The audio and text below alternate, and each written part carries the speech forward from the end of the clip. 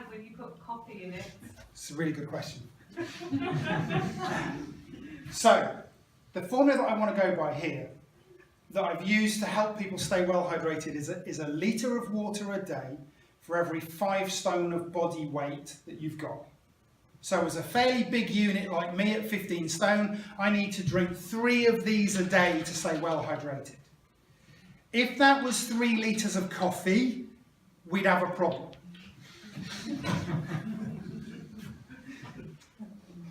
So what constitutes a decent drink to drink? So I think there's a continuum. And at this end we've got drinks that are really good for us, and at this end we've got drinks that are not so hot for us. And I think there's a fulcrum, and the fulcrum's about here. So if you're drinking drinks on this side, you're going to tip towards health. If you're drinking drinks on this side, you're going to tip towards poorer health, poorer energy levels. Okay? So right over on your left, we've absolutely got clean, pure water. Ideally out of a bottle, maybe filtered.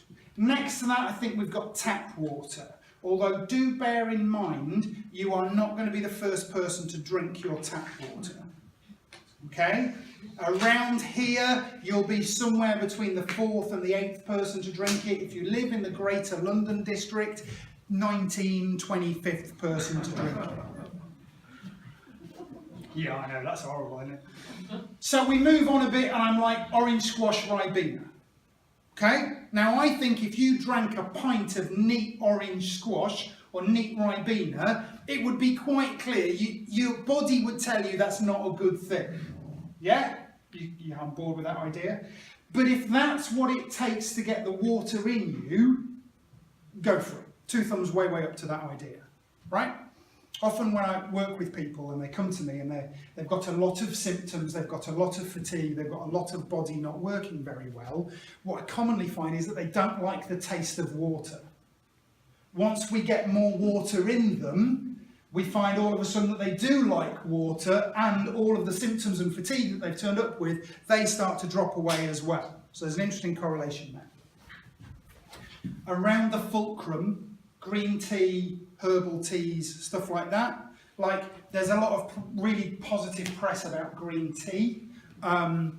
There's an argument out there that the reason that the Japanese who smoke so much don't get very much lung cancer is because of all of the antioxidants in green tea. I don't know that I quite buy that, because I also know that the countries where there's a high correlation between lung cancer and smoking, there's a lot of sugar in the cigarettes.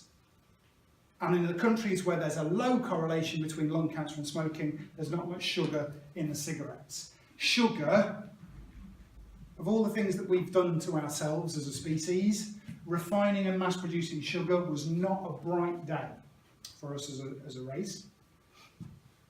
Interestingly though, people who are tired and really struggling to get their energy levels up, one of the things that you can do in terms of herbal teas is have a cup of licorice tea.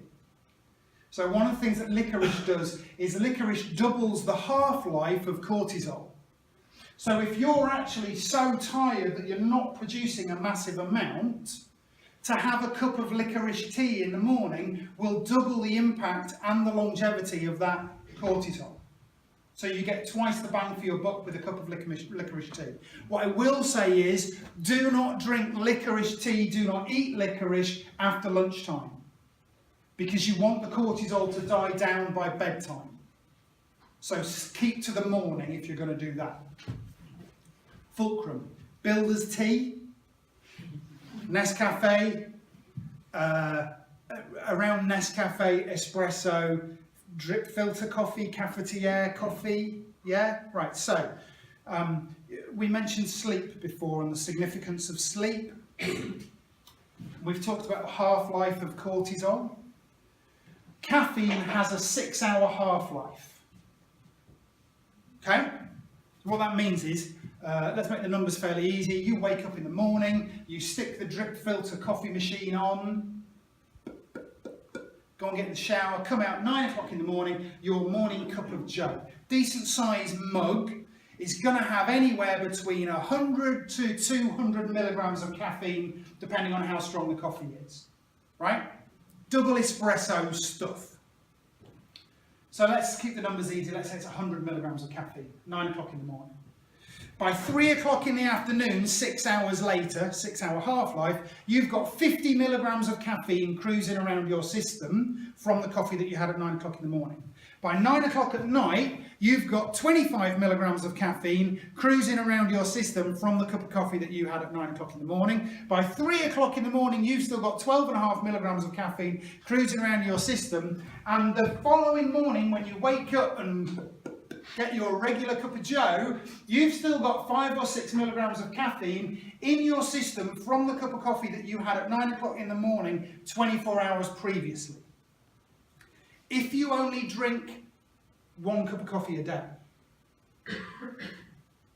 what are we now? 24th of January, 24 days, 24, 6 milligrams, topping up, topping up, topping up, and that's just January.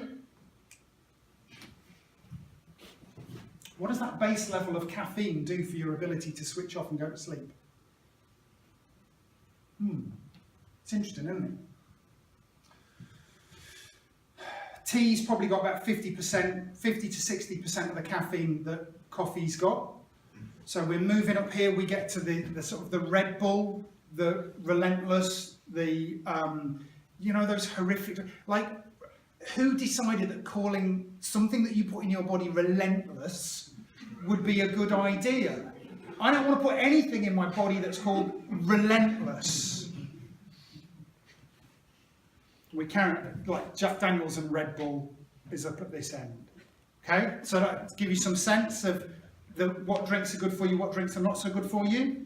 What I haven't been able to find is any evidence that either Merlot or Prosecco appear on that list at all.